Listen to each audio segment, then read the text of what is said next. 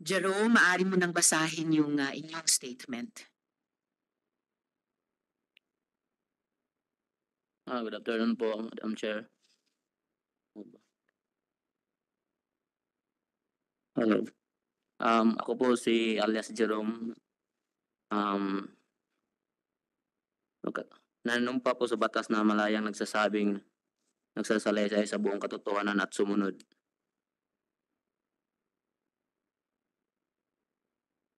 Naging membro po ako ng PGC dahil po sa mga ulang ko sa nanay ko po nung 2000 siya nagsimula.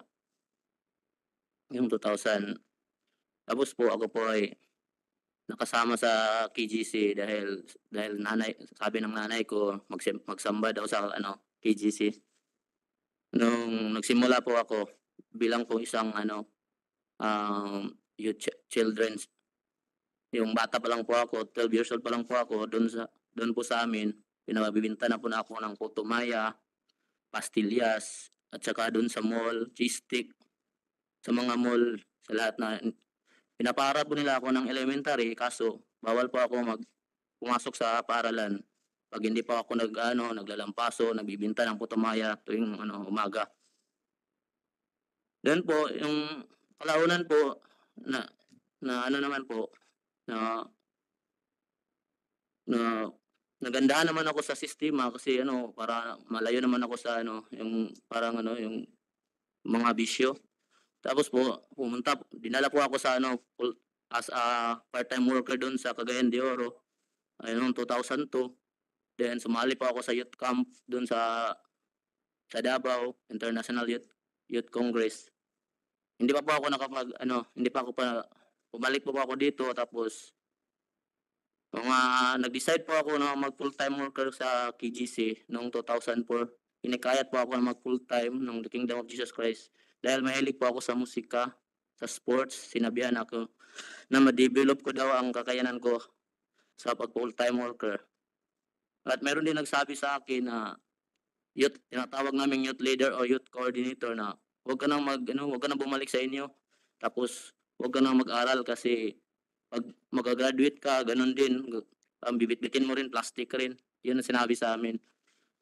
Nung pumayag po ako, dinala po ako sa mansion ni Pastor sa Barangay Saoyo, Novaliches, Quezon City. Yun sinabi ni Miss Amanda doon sa Mozart Street. Compound doon na nakatira sa mga full-time. Katabi nito sa mansion ni Pastor at sa transmitter is Seminay. Pinatigil po ako mag-aral at dahil bata pa po ako, pinagbinta po ako ng kutsinta, pinag-solicit at pinag-solicit po ako dito sa buong Kamaynalaan. Since ang edad ko po noon mga 14. Tapos po nung lahat ng mall dito sa lahat ng mga mall dito sa Maynila naikot ko na po at sa buong Luzon, lahat ng mga mall dito. Yun po kami po yung nag-umaakyat sa bus, nagsusulisit, umaakyat sa jeep, nagbibigay ng mga liter, sinasabi na estudyante daw po kami, pero hindi kami totoong estudyante. Lahat po mga ID ginagamit po namin, puro piki. Ginagawan po kami ng mga piki ng mga ID, piki ng mga student. Tapos po, tuwing December, gumagawa din sila ng mga piki ng mga association. Marami pong association, 7 association nata yun. Natandaan ko po mga association, Alay sa May Kapansanan Association, Pag-asa ng Buhay, Pagdamay sa Dukha, Sons of David Orchestra, tapos Silencio Foundation, Shavers, meron pang yung mas marami pa ginagawa nila. Tapos student, mas marami pa sila mga association na ginagawa kahit piki. Pagkatapos nun, yun, binibigyan kami ng mga picking ID din at saka yung mga picking mga letter na pagkatapos, meron po kaming pag naglalabas po kami doon sa mansion na sa Saoyo, meron po kaming mga by category kasi doon po yung yung nagsusolicit doon at saka nagtitinda. Merong category A+, B at C. Ako po, nabilong po ako sa category A+, kasi po, nagre-remit po ako everyday 2,000 po. At saka bawal po kami, lalabas po kami doon, dapat alas 4, alas 5 na madaling araw, maliligo na po kami kasi meron, dating na po yung mga bus, yung ginagamit nila na bus na nirerentahan nila, yung lipad bus na noon sa Novaliches. Tapos meron din siyang mga bus na mga ano, yung para sa mga category A+ na mga aircon, mga KGC bus. Tapos do'n po kami na sumasakay yung mga category A+ kasi malaki daw ang income namin.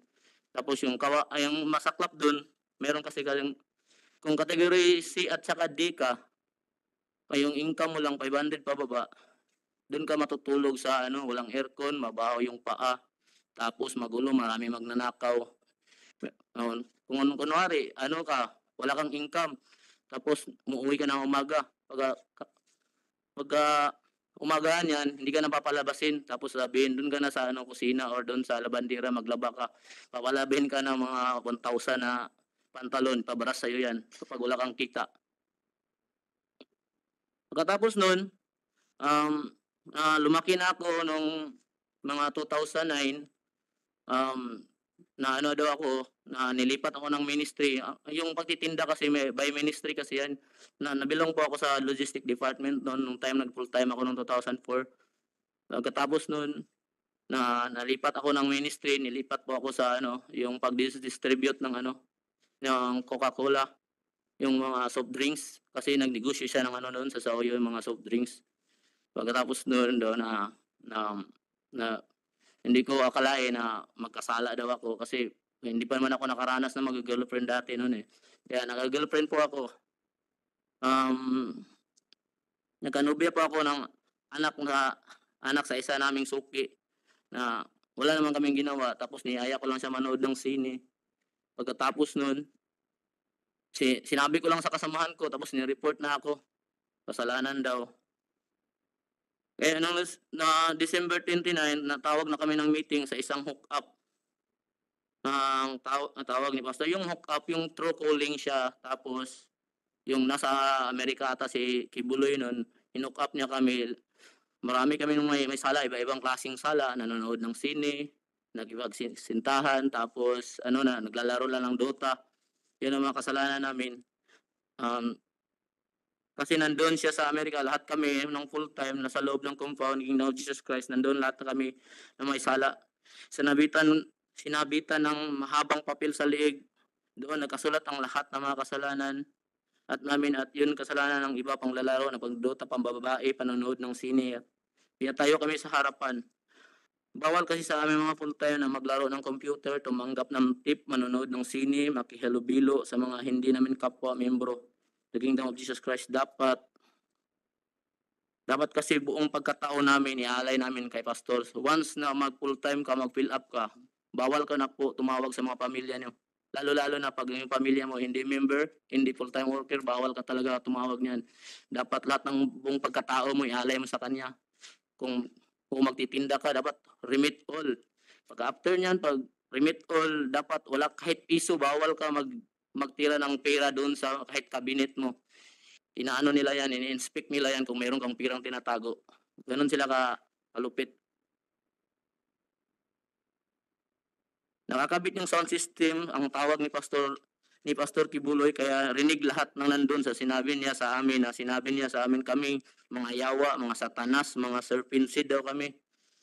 Sinabi niya sa amin bilang parusa dapat naming iuntog ang mga ulo namin sa pader at suntukin ang sa ang semento hanggang dumugo ang ulo at kamay namin. Dapat din daw namin lagyan sila sa mga sili sa mata at bibig at ang ari namin.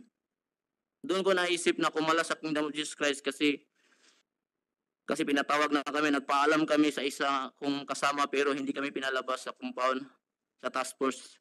May lalaking may baril. Dapat doon pinatawag na kami, nagpaalam na sana kami na lalabas para madala namin yung mga damit namin pero hindi kami pinayagan. Nilagay kami sa isang Bartolina. Mainit na dahil malapit yung sayero ng bubong dito.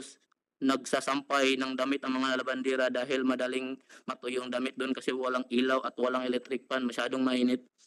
2 araw kami nandun at umakyat si minister, 2 minister, ang pangalan nila Jojo Pablo at saka si Gio Ayang. Ang leader ng task force Davao na may kasama silang mga armadong lalaki. Pinilit kaming suntukin ang simento at iuntog ang mga ulo namin sa pader hanggang dumugo. So so Ginawa mo talaga yung iniutos sa inyo na inuntog mo talaga ulo mo sa pader hanggang dumugo yung ulo mo? Opo, ma'am. Before yun binasahan muna kami ng nung Biblia kasi kalooban daw ng Ama tapos pinapapirma po kami ng waiver. Hindi namin alam ang nakasulat dun. 'Pag mayroong mangyari sa amin, kagustuhan daw namin. Sige po, patuloy sa pagbasa. Halos hindi namin makayanan yun ma'am, tapos meron akong kasama dun na sinabi niya sa kasama ko, akala ko langit 'to hindi pala impyerno daw kasi yung naranas namin ang pakiramdam ko that time parang mamamatay na ata ako o mabubulag dahil may sili pa yung mata ko at saka bibig. Akala namin hindi namin makayanan. May kasama din kaming saxophonist dun na may sala din. Siya din ang yung parang close friend din siya ni Kibuloy. Siya ang tag-saxophonist namin siya doon sa The Kingdom of Jesus Christ. Ang sala niya naman meron yata siyang nilamas na pastoral kaya galit na galit si Kibuloy. Ang ginawa sa kanya sinampal sa harap namin. Hindi nila alam na yung ang tao pala yun may sakit pala sa puso nun. Pero sabi nila sa amin na namatay na daw yun dahil na stroke dahil pagkasampal. Pero hindi namin nakita kasi kinulong na kami.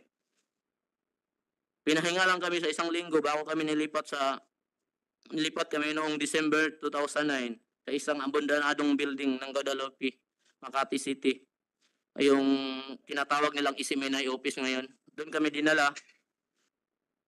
Dalawang palit lang yung mga damit namin, inold nila, yung mga malita namin. Binigyan lang kami ng dalawang damit, pang trabaho lang. At ating gabi, inutusan kami na i-demolish ang mga pader na yun kasi yung building na yun ng Isimenay, abandoned building yun galing sa ABCB na nabili ni Kibuloy.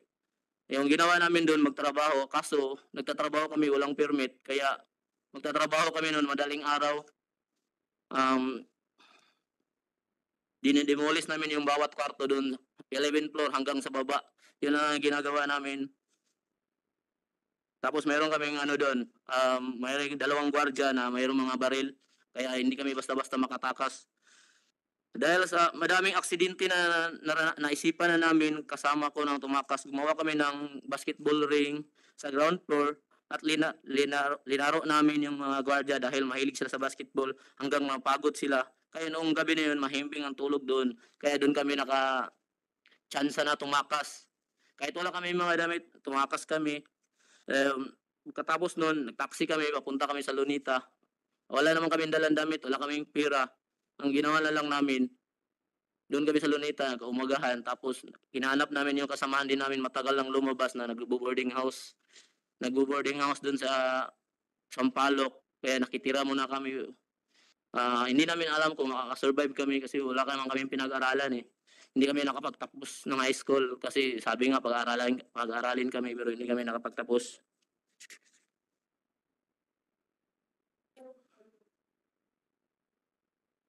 Pagkatapos ng yun, hindi namin alam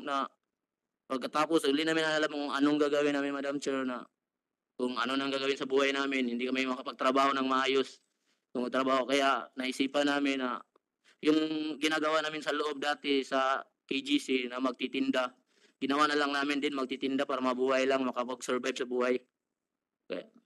Kaya noon, kung nakikita namin yung mga kasamahan namin dun sa loob, pag nakikita kami nagtitinda para sa sarili namin, tinatawag kami serpensid. Yung serpensid yan, yawa yan yung nila, yun ang mga words nila, serpensid. Yun lang, Madam Chair. Salamat. Salamat kaayo sa iyo, Jerome, sa iyong pagsalaysay. May ilan lang akong follow-up questions sa inyo, pero for the record, bago yung follow-up questions, Elias Jerome has submitted an affidavit to the committee with his oath taken before our Senate Committee Secretary. So for the record po yun. For the record, oath taken before the Senate Secretary, Attorney Ray Bantug. So Jerome, follow-up questions sa testimonya mo. Opo. Paano mo nalaman na Si Kibuloy mismo ang nagpautos sa pananakit sa inyo? Kaya Siya ba mismo ang nagsabi sa kaya pagdinig? sinabi ko sa affidavit, Madam Chair, na tumawag siya mismo sa amin. Yan ang tinatawag naming hook up, draw calling yun. Tapos kino-connect namin sa sa speaker para kalahat kami, mga 2,000 ata kami sa loob ng yung compound. Makakarinig kami lahat, maraming witness. Tapos yun yung sinabi niya, iuntog niyo yung ulo niyo hanggang dumugo.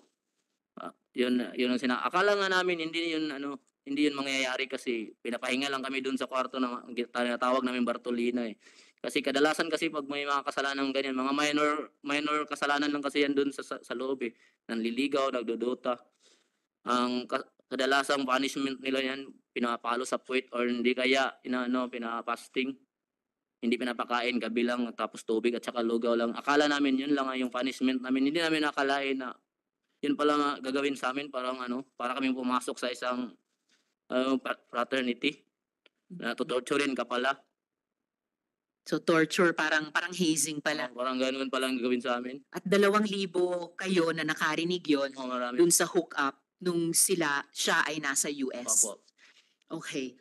At may ebidensya ka pa ba nung pananakit? Yung sa katawan mo mismo halimbawa, may mga bakas pa ba? Ang sa akin, ang ebidensya ko lang po, dito sa kamay, yung pagsusuntok ko sa pader, ito po. Meron pa yung mga piklat, 2. Ito po, ma'am. Sorry, sa bigla. So sa kaliwang kamao mo, Meron din ako dito sa konti lang, pero hindi ko na ipakita. Tago. Meron ako dito sa ulo, yung pag-untog ko sa ulo. so may balat ka pa sa Oo, may ulo, sa mga bumbunan. tubig dito. Kasi Okay. dapat pag sinuntok mo yung kamay mo, dapat hindi ka titigil pag hindi dumugo, eh. Dapat yung ginagawa ko, kasi pader yun, meron kasing matulis dun, para lang dumugo yung kamay ko, dun ko sinuntok talaga sa matulis Sa kanto. para mabilis. Opo. So- At saka yung ulo ko dun ko inuntog para mabilis lang dumugo. Sa kanto din Opo, mo inuntog ang actually, ulo mo? Kaya nga yung kasamahan ko kasi, yung mga kasamahan ko, 12 kami nun, eh, marami. Yung kasamahan ko untog ng untog, parang may na dito, may sungay na kasi lumaki na yung ulo niya kakauntog sa yung pader. My Hindi God. niya alam kung paano Buti hindi kayo na masugatan. brain damage. Akala nga namin mamatay na kami nun, Madam Chair, eh. Sa At- sili pa lang dun sa ari namin, parang hindi namin 1 week namin tiniis nun. Parang nilagyan ng lighter yung namin, yung my ari, God. yung itlog namin, parang nilagyan ng lighter sa tiis. My God. So talagang torture.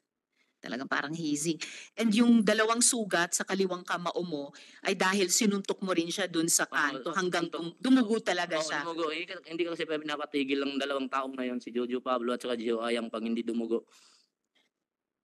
Ninonote po namin yung mga pangalan na binabanggit nyo para sa posibleng pag-imbita din sa susunod na pagdinig.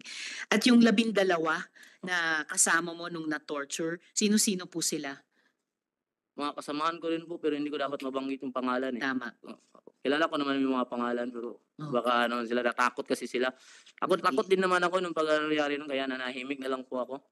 Kaya nakita ko dito sa sa post niyo sa Facebook na about kang Kipuloy, kaya nanghingi na rin ako ng tulong, mag-testify po ako dito sa Senado. At maraming salamat sa pag-testify mo, Jerome. Tagang salamat.